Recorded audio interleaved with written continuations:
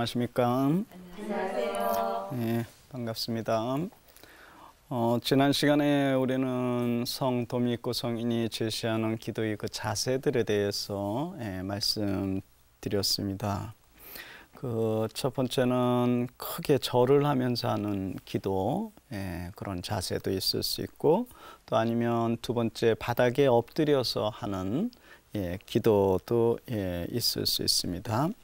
또 세 번째는 편태, 그거 이제 뭐 2차 바티칸 공회 이전에 이제 중세 수도자들이 행했던 그 하나의 방편입니다. 그 네 번째는 무릎을 꿇었다가 일어나면서 하는 이런 기도도 또 제시했고, 다섯 번째는 그 손으로 이렇게 손을 제단 앞에 서서 책을 펼치듯이, 아니면 또 사제가 이렇게 미사 봉헌할 때 이런 자세로 이렇게 손을 펼쳐서 하는 제대 앞에서 그런 기도도 이제 제시했고요. 여섯 번째는 이제 십자가 모습의 기도입니다. 이 도미니코 성인은 때때로 똑바로 서서 손과 팔을 십자가 모양으로 뻗치고 기도하기도 했다고 합니다. 이런 식으로요.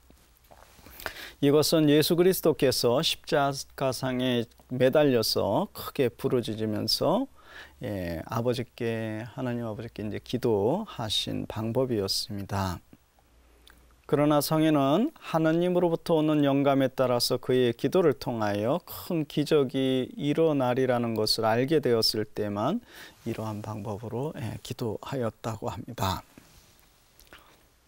뭐 이렇게 흉내 낼 수는 있지만은 그 마음이 없으면은 그게 기도가 아니죠. 그건 그게 흉내죠. 그래서 어떠한 자세를 취하든지 온 마음으로 하나님께 기도함이 이제 중요한 것 같습니다. 일곱 번째는 도미니코 성인이 제시하는 일곱 번째는 이제 두 손을 위로 올리고 하는 기도입니다. 이 도미니코 성인은 어떤 때 두 손을 머리 위로 곱게 뻗어서 함께 모으거나 아니면 하늘로부터 무엇인가들을 받으려는 듯이 약간 벌리고 기도하기도 하였다고 합니다. 형제들이 이러한 그의 모습을 목격하였을 때 그들은 즉시 그가 많은 은총 중에 황홀경에 빠져 있다는 것을 알았다고 합니다. 그 맨정신에 갑자기 뭐 이렇게 하긴 좀 그렇잖아요. 하나님의 어떤 그렇게 됐을 때 자연스럽게 우리의 이런 기도의 모습도 이렇게 자연스러워질 것 같네요. 근데 되게 이제 이렇게 할 경우에는 황홀경에 하나님의 신비 안에 이렇게 빠져 있음을 다른 형제들이 직시했다고 합니다. 이렇게 기도를 한 후에 그의 모습은 마치 예언자와 같았는데 그는 자신의 말과 모범으로 형제들에게 이렇게 기도하도록 가르치기도 하였습니다. 이러한 기도의 근거는 그 시편 134장 2절에 보면은 성소를 향하여 손을 들고 주님을 찬미하여라, 이 말씀이 있거든요. 바로 이 근거에 의해서, 또는 시편 141장 2절의 근거에 의하면은 저의 기도 당신 면전의 분향으로 여기시고 저의 손 들어 올리니 저녁 제물로 받아 주소서, 이렇게 이러한 말씀에 이제 근거해서 두 손을 위로 올리고 이렇게 기도하기도 하였다고 합니다. 또 여덟 번째는 이제 독서하다가 더 깊은 단계로 넘어가는 기도를 하기도 하였다고 합니다. 이 도미니코 성인은 간혹 성모일도나 그 식사 후에 곧바로 독방이나 다른 어떤 곳으로 가서 고요하고 주의 깊게 하나님의 현존을 바라보면서 앉아서 책을 읽다가 이제 기도로 넘어가곤 하였다고 합니다.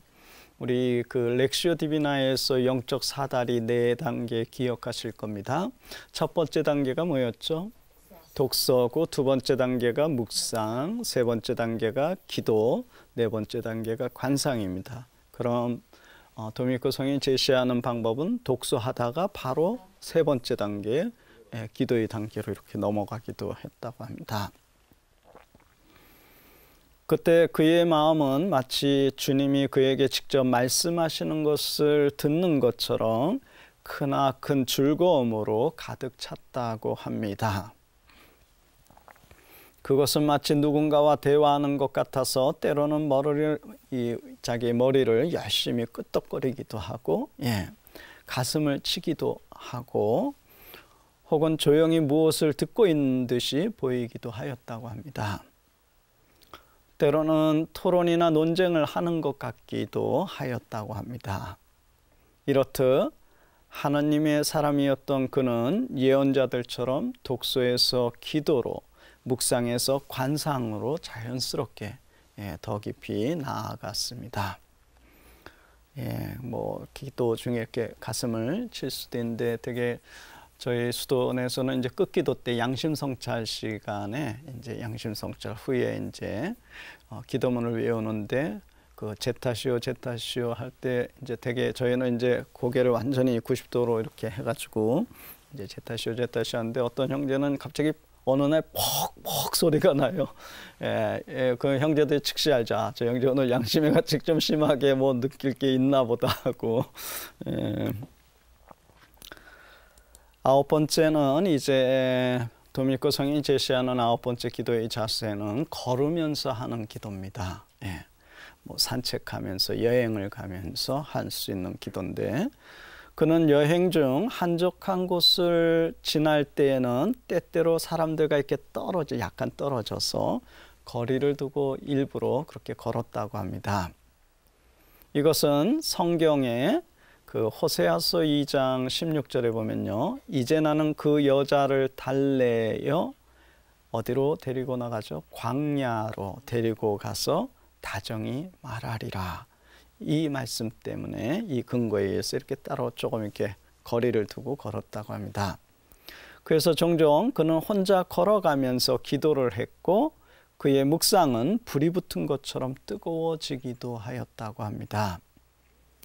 형제들은 성인이 이러한 깊은 기도로 성령과의 깊은 친교 안에서 성경의 말씀을 더 깊이 이해하였고, 동시에 용기 있게 말씀을 선포할 힘을 얻게 되었음을 결코 의심하지 않았다고 합니다.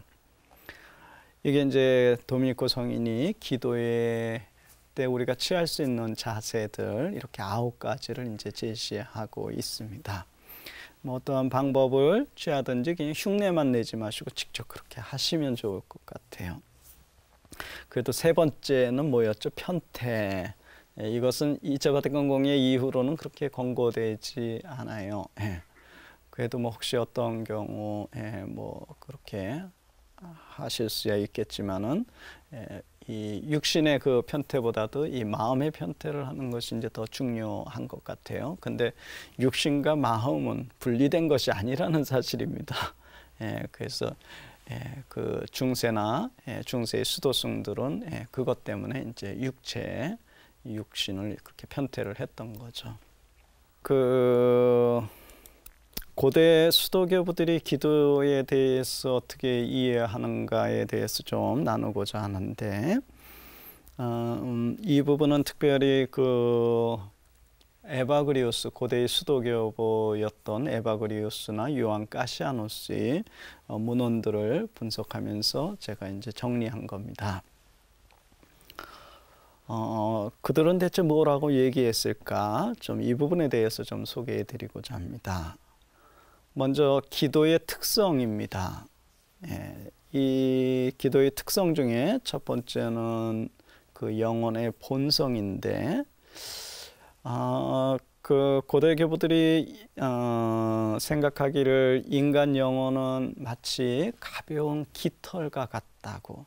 여러분들 이렇게 길을 가다가 그 깃털 있죠? 비둘기 깃털이든 아니면 새의 깃털, 이렇게 작은 깃털이 있는데 바람이 살짝 불면 어떻게 돼요? 날리잖아요. 살짝 이렇게 날리죠. 바로 우리의 영혼이 깃털과 같다고. 근데 이 가벼운 이 깃털이 만약에 거기에 물이 떨어지거나 기름이 떨어지게 되면 깃털에 바람이 불 때 어떻게 돼요? 날릴 수가 없잖아요. 깔아앉게 되잖아요. 바로 그거와 같다는 거예요. 이들이 이야기를 우리의 영혼도 순수한데 이 순수함에 세상적인 욕심이라든지 이런 것들이 사가 끼게 되면은 어떻게 돼요? 영혼이 하늘로 날아갈 수가 없게 된다는 겁니다. 그래서 이제 정화가 필요한 거고, 이제 조명을 받아야 되고, 그리고 하나님과의 일치로 나아가야 함을 많은 이제 그 영성가들이 이제 강조했던 거죠. 수도교부들도 그랬고요.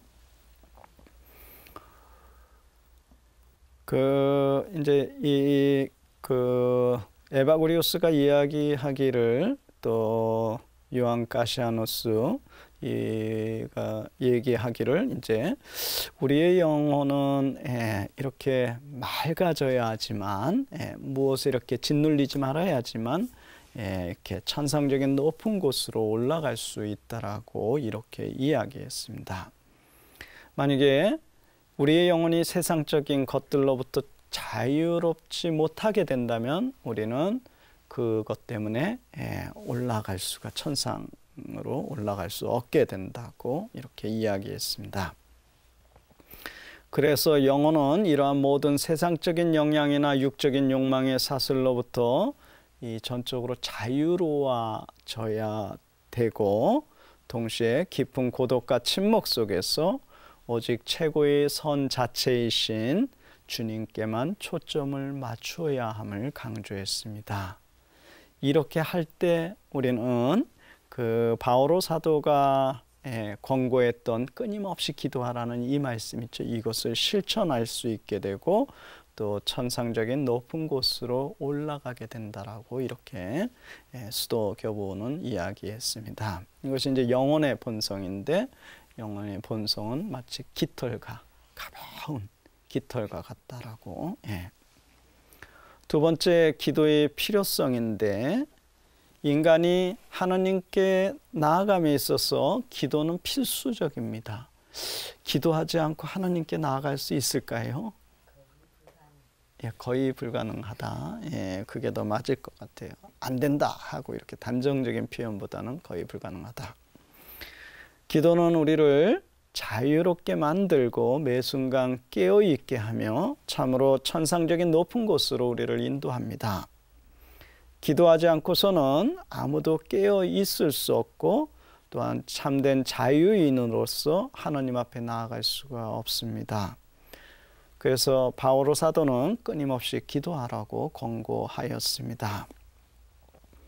이에 대해서 이제 고대의 수도교부였던 에바그리우스는 왜 우리가 기도해야 하는가에 대해서 다음과 같이 언급하고 있습니다. 첫째는 기도는 우리의 무질서한 열정들을 정화시켜 준다는 겁니다. 아무도 정화되지 않은 상태로 하나님께 갈 수가 없다는 거예요. 그러므로 온갖 종류의 욕정이나 욕망들로부터 정화되기 위해서는 간절히 기도해야만 한다는 겁니다. 둘째, 왜 기도해야 되는가에 대해서 에바그리우스는 기도는 온갖 유혹과 시련으로부터 우리를 자유롭게 만들기 때문입니다. 대개의 경우 우리의 영적 여정에서 예기치 않은 유혹이나 시련이 올 때 우리는 쉽게 거기에 걸려 넘어질 수도 있는데 이때 기도는 이러한 것들로부터 우리를 안전하게 지켜준다는 겁니다. 셋째는 기도는 나태나 태만의 악덕으로부터 우리를 지켜줍니다.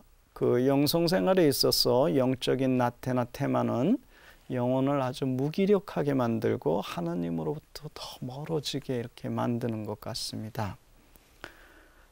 특별히 나태는 에바그리우스나 요한 가시오노가 언급한 8가지 악덕들 가운데 그 6번째 언급되고 있는 악덕입니다. 이것은 우리의 영성생활에 있어서 아주 치명적일 수도 있습니다. 오늘 강의는 여기까지 하고 다음 시간에 이어서 계속 설명하기로 하겠습니다. 감사합니다.